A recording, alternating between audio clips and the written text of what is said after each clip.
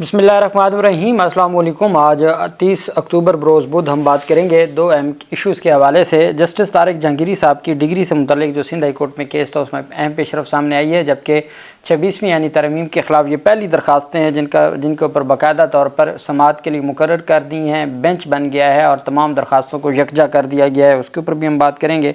Lahore high court में अहम पेशरफ सामने आई है और वो सानिया मॉडल टाउन की JIT से मुतल्लिक है। सबसे पहले हम शुरू ही यहीं से करते हैं और फिर मैं आपको बताऊंगा ख़ाबर मानिका के दोनों बेटों को गिरफ़्तार करने का हुक्म दे दिया अदालत ने। लाहौर हाई कोर्ट से हम शुरू करते हैं। लाहौर हाई कोर्ट में और फिर इमरान खान की जानिब से जो तैनाती की गई है, 7 में से 2 रहनुमाओं को सिलेक्ट किया है, नामज़द किया है जुडिशल कमीशन ऑफ पाकिस्तान के लिए इमरान खान ने, वो उसके ऊपर भी हम बात करेंगे। लाहौर हाई कोर्ट में सानिया मॉडल टाउन की जो JIT है, ये वो JIT है जब 2018 में बुज़दार हुकूमत थी तो जो बच्ची है बिस्मा, जिसकी वालदा शहीद हो गई थी सानिया मॉडल टाउन में, और उन्होंने एक दरख्वास्त ह्यूमन राइट्स सेल जो इंसानी हकूक़ का सेल था उसमें दायर की थी और उसमें साकिब निसार ने उसके ऊपर सो मोटो लिया। 5 रुकनी बेंच बन गया। 5 रुकनी बेंच में JIT का मामला चला गया। अहमद अवैस साहब उस वक्त एडवोकेट जनरल थे बुज़दार हुकूमत के। उन्होंने स्टेटमेंट दे दी कि बुज़दार हुकूमत नई JIT बनाने के लिए तैयार है।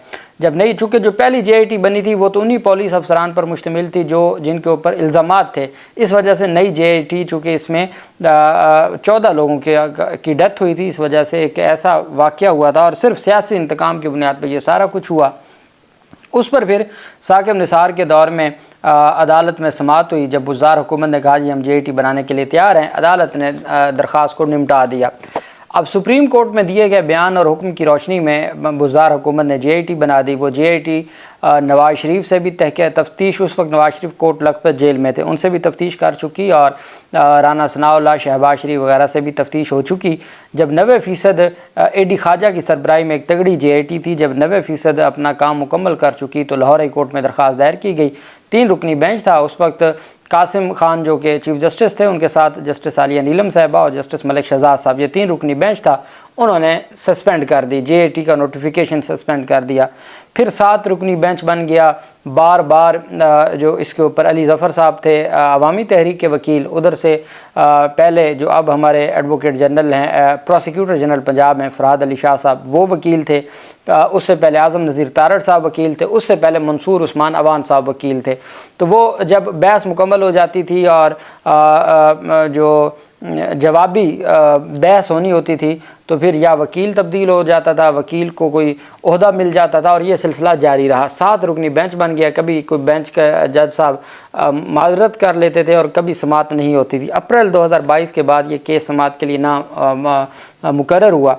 अब आके चीफ जस्टिस आलिया नीलम साहबा ने ये मुकर्रर किया है। वो ख़ुद इस बेंच का हिस्सा नहीं बनी और जस्टिस शहबाज रिजवी की सरबराही में 7 रुकनी बेंच है जो 1 नवंबर यानी परसों, और ये अचानक ही अदालत में समाअत के लिए मुकर्रर हुआ है। 7 रुकनी बेंच में चौधरी मोहम्मद इकबाल साहब हैं, ये नए जज हैं।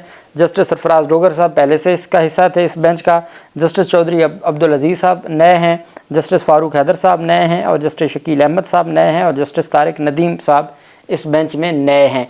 और सिर्फ 2 जजेज़ हैं जो शहबाज रिजवी साहब जो हेड करेंगे और जस्टिस सरफराज डोगर साहब, वो पुराने 7 रुकनी बेंच में से हैं और अब बाकी 5 जजेस को किया गया है। और उसमें अब देखना ये है कि जो दरख्वास्त गुजार हैं उनकी जानिब से वकील कौन पेश होता है, चूँकि तमाम वकीलों को तो बड़े बड़े ओहदे मिल गए जो उनकी तरफ से पेश होते थे। तो अब देखना यह है कि ये मामला किस तरफ जाता है। ये 2019 में JIT बनी थी और तब से ये मामला ज़ेर इल्तवा है।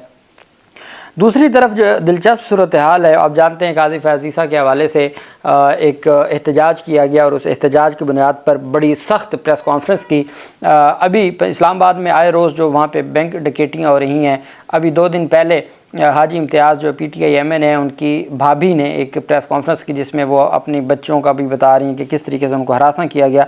इस पर तो कोई एक्शन, कोई मौसन नकवी की स्टेटमेंट नहीं आई। पाकिस्तान में जो कुछ बुनियादी इंसानी हकूक़ की खिलाफ वर्जी हो रही है, चूँकि अल्टीमेट यही लोग हैं। अब जो मामला हुआ लंदन में या बरतानिया में, तो वहाँ कहा गया जी कि उनके शनाख्त करें, उनके शनाख्ती कार्ड भी बुला करें और उनके जो पाकिस्तान की शहरियत है वो भी ख़त्म करें। अब पाकिस्तान की शहरियत आप कैसे ख़त्म कर सकते हैं, किस अथॉरिटी के तहत आप ख़त्म कर सकते हैं? ये तो आइनी हक़ है, आइनी हक़ तो नहीं आप उनसे छीन सकते। यही वजह है کہ انہوں نے یہ سٹیٹمنٹ دی جس کے اوپر پاکستان تحریک انصاف نے بڑا سخت رد عمل دیا ہے۔ پاکستان تحریک انصاف نے لنڈن میں سابق چیف کی گاڑی کے آگے احتجاج کرنے والے پاکستانیوں کے شناختی کارڈ بلاک کرنے کے بیان پر وفاقی وزیر داخلہ کو واسرائے کا خطاب دے دیا۔ پی ٹی آئی نے وفاقی وزیر داخلہ کے اوورسیز پاکستانیوں کے حوالے سے مضحکہ خیز قرار دیتے ہوئے کہا کہ محسن نقوی کا بیان نہایت بے وقوفانہ حد تک مضحکہ خیز اور مینڈیٹ چور بندوبست کی ذہنیت کا عکاس ہے۔ پی ٹی آئی ترجمان شیخ وقاص اکرم نے اپنے بیان میں کہا کہ یہ دوسرے روز دنیا کو بتاتے ہیں کہ ہم صرف ان پڑھ ہی نہیں پرلے درجے کے احمق اور جاہل بھی ہیں۔ خود ساختہ واسرائے صاحب قاضی فائز کے خلاف احتجاج کرنے والوں کی شہریت کی منسوخی سے پہلے کسی پڑھے لکھے وکیل سے قانون سے متعلق سیکھ لیں۔ انہوں نے کہا ظاہر ہے پاکستان ان کے آباء و اجداد کی راجدھانی اور یا خاندانی جگیر تو ہے نہیں کہ یہاں درباری اپنی زبانوں کی لمبائی کے مطابق بیان دیں۔ شناختی کارڈ، پاسپورٹ یا شہریت کی منسوخی و اجراء کے فیصلے محسن نقوی کی ثوابدید نہیں بلکہ یہ آئین اور قانون کے مرہون منت ہیں۔ شیخ وقاص نے کہا کہ آئین اور قانون کی گردن پر پیر رکھ کر مرضی کے فرمان جاری کرنے کے بیہودہ سلسلے نے دنیا میں پاکستان کا جمہوری اور آئینی تشخص بری طرح مجروح کیا ہے۔ قاضی فائز کے کرتوت تو قبر تک ان کا پیچھا کریں گے جبکہ تاریخ ان کے محاسبے کو تیار ہے۔ ترجمان پی ٹی آئی نے کہا کہ محسن نقوی غنڈہ راج کے خیالی سیٹ سے اتریں اور دنیا کو اپنے جاہلانہ جلال دکھانے کی بجائے تھوڑی سی تمیز اور قانون کے احترام کی اداکاری کی ہلکی سی کوشش ہی کر لیں۔ کسی سے کوئی غلطی یا جرم سرزد ہوا ہے تو خود قاضی کی پتلون پہن کر اچھلنے کی بجائے عدالت کو فیصلے کرنے کا موقع دیں۔ یہ ان کی جانب سے بڑی سخت رد عمل آیا ہے پاکستان تحریک انصاف نے اور انہوں نے اس کو مسترد کر دیا جو سٹیٹمنٹ تھی۔ دوسری طرف جسٹس طارق محمود جہانگیری صاحب کی جو ڈگری منسوخ کی گئی تھی سنڈیکیٹ کراچی کا جو فیصلہ تھا اس پہ سماعت ہوئی، 2 رکنی بینچ تھا، اس میں جو ایک ممبر تھے بینچ کے جسٹس ظفر راجپوت وہ اب خود کراچی یونیورسٹی کی سنڈیکیٹ کے ممبر بن گئے ہیں چونکہ ہائی کورٹ کا ایک جج بھی ہوتا ہے۔ تو جب آج سماعت ہوئی تو جسٹس ظفر احمد راجپوت نے کہا کہ میں جامعہ کراچی سنڈیکیٹ کا رکن ہوں، اس وجہ سے میں اب کیس نہیں سن سکتا، کل بھی مجھے کراچی یونیورسٹی میں اجلاس کے لیے جانا ہے۔ جسٹس ظفر راجپوت کی معذرت کے بعد عدالت نے نئے بینچ کو مقرر کرنے کے لیے معاملہ چیف جسٹس کو بھجوا دیا۔ ساتھ ہی عدالت نے جسٹس طارق جہانگیری کے خلاف سنڈیکیٹ کمپنی کو کارروائی سے روک رکھا ہے۔ عدالت نے مزید ایکشن نہ لینے اور پہلے والا جو حکم ہے اس کو معطل، جو کراچی یونیورسٹی کا حکم ہے اس کو معطل کرنے کے حکم امتناع میں 21 نومبر تک توسیع کر دی اور ساتھ فائل بھجوا دی chief justice Sindh high court کو کہ وہ ایک نیا بینچ بنا دیں، چونکہ جو ایک ممبر تھے بینچ کے وہ خود اب سنڈیکیٹ کے ممبر بن گئے ہیں، اس وجہ سے انہوں نے معذرت کر لی ہے۔ جوڈیشل کمیشن آف پاکستان میں یہ وہ جوڈیشل کمیشن ہے جو 13 رکنی ہے جو سپریم کورٹ میں آئینی بینچوں کی تشکیل اور ججز کی تعیناتی سے متعلق بنایا گیا تھا، جس میں 2 اپوزیشن کے لوگ ہوں گے اور 2 حکومتی لوگ ہوں گے اور ایک مقرر کیا جائے گا اسپیکر کی جانب سے۔ پی ٹی آئی کے مطابق جوڈیشل کمیشن کے لیے عمران خان نے 7 نام تھے، اس میں بیرسٹر گوہر علی خان بھی تھا، بیرسٹر علی ظفر بھی تھے، بیرسٹر عمیر نیازی بھی تھا اور باقی بھی کافی سارے لوگ تھے، لیکن عمران خان نے 2 لوگوں کو اپوزیشن لیڈر آف قومی اسمبلی عمر ایوب اور opposition leader of the senate جو شبلی فراز، ان 2 کو جوڈیشل کمیشن کے لیے نامزد کیا ہے اور یہ پی ٹی آئی کی نمائندگی کریں گے۔ پی ٹی آئی ذرائع کے مطابق کل دونوں نام اسپیکر قومی اسمبلی اور چیئرمین سینٹ کو ارسال کرے گی۔ 13 رکنی جوڈیشل کمیشن میں 2 حکومتی اور 2 اپوزیشن اراکین شامل ہوں گے۔ پاکستان تحریک انصاف نے یہ 2 نام دیے ہیں، شبلی فراز کا اور عمر ایوب کا۔ بہتر ہے سیاسی لوگ ہیں اور وہی سارے معاملے کو دیکھیں بجائے اس کے کہ بیرسٹر گوہر علی خان یا بیرسٹر عمیر نیازی، ان کا تو کوئی کردار بھی خیر نہیں ہے۔ تو اب دیکھنا یہ ہے کہ یہ سارا معاملہ آگے کس طرف بڑھتا ہے۔ خاور مانیکا کے 2 بیٹوں کی گرفتاری کے حکم دے دیا ہے اینٹی کرپشن عدالت نے۔ اینٹی کرپشن عدالت ساہیوال نے خاور مانیکا اور 2 بیٹوں کے خلاف کرپشن کیس کی سماعت ہوئی۔ اس موقع پر خاور مانیکا عدالت میں پیش ہوئے۔ عدالت نے ابراہیم مانیکا اور موسیٰ مانیکا کے ناقابل ضمانت وارنٹ گرفتاری جاری کرتے ہوئے دونوں مفرور ملزمان کو گرفتار کر کے 15 نومبر کو پیش کرنے کا حکم دے دیا۔ خاور مانیکا اور ان کے 2 بیٹوں پر اگست 2023 سے 11 کروڑ روپے غبن کا مقدمہ درج ہے اور اس میں دونوں بیٹوں کے ناقابل ضمانت نہیں ناقابل ضمانت وارنٹ گرفتاری جاری کر دیے ہیں عدالت نے اور ان کو گرفتار کر کے پیش کرنے کا حکم دیا ہے۔ دوسری طرف سندھ ہائی کورٹ میں 26ویں آئینی ترمیم کے خلاف درخواستوں پر سماعت ہوئی۔ یہ سینئر وکلا ہیں، ان کی جانب سے یہ درخواستیں دائر کی گئی تھیں۔ ایک پاکستان تحریک انصاف کے وکیل ہیں بیرسٹر علی طاہر اور ایک اور درخواست تھی۔ اب جو بیرسٹر علی طاہر ہیں وہ بڑے لیول کے وکیل ہیں اور وہ پاکستان تحریک انصاف کے کیسز کو سندھ ہائی کورٹ میں ڈیل کرتے ہیں، تو وہ آپ دیکھ لیں بیرسٹر علی ظفر صاحب یا سلمان صفدر صاحب کے مقابلے کے وکیل ہیں۔ انہوں نے اپنی PTI کی جانب سے اور اپنی طرف سے سندھ ہائی کورٹ میں درخواست دائر کی تھی۔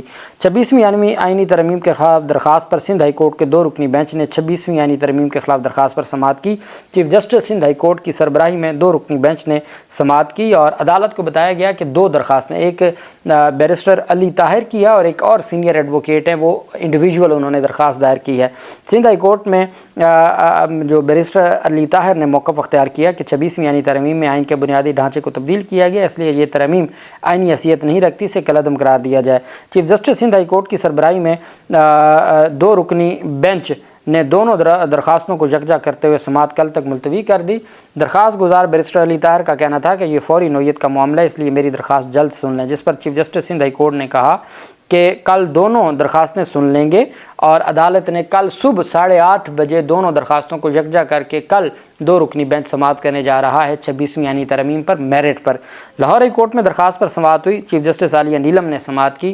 چیف جسٹس عالیہ نیلم نے سماعت کرتے ہوئے کہا کہ چونکہ یہ معاملہ سپریم کورٹ میں چیلنج ہو چکا ہے، اس وجہ سے سپریم کورٹ کو ڈیسائیڈ کر لینے دیں اور درخواست کو غیر معینہ مدت کے لیے ملتوی کر دیا، جبکہ سندھ ہائی کورٹ کے چیف جسٹس کی سربراہی میں 2 رکنی بینچ نے کل 8:30 بجے صبح سویرے پہلا کیس ہی آئینی ترمیم سے متعلق، اور اس میں تگڑے وکیل ہیں اور وہ عدالت کے سامنے اپنے جو تفصیلات ہیں وہ رکھیں گے، اور عدالت کل دیکھتے ہیں کہ کیا اگر درخواست قابل سماعت قرار دیتے ہوئے اس پر نوٹس جاری کر دیا تو پھر حکومت کے لیے مشکلات ہائی کورٹ میں بھی بن جائیں گی۔